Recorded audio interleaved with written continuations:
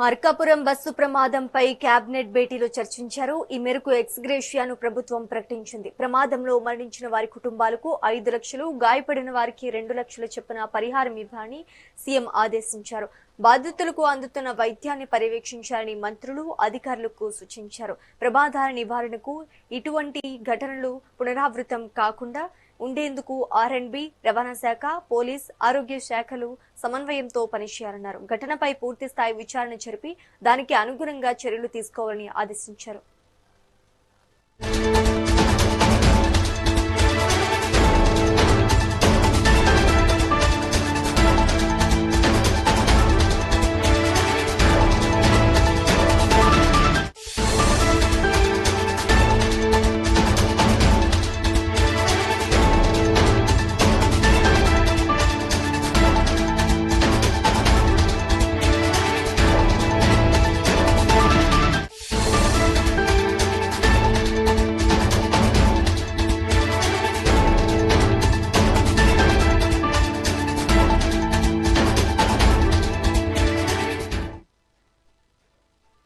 Markapuram bus ప్రమాదంపై cabinet భేటీలో చర్చించారు. ఈ మేరకు ఎక్స్ గ్రేషియాను ప్రభుత్వం ప్రకటించింది.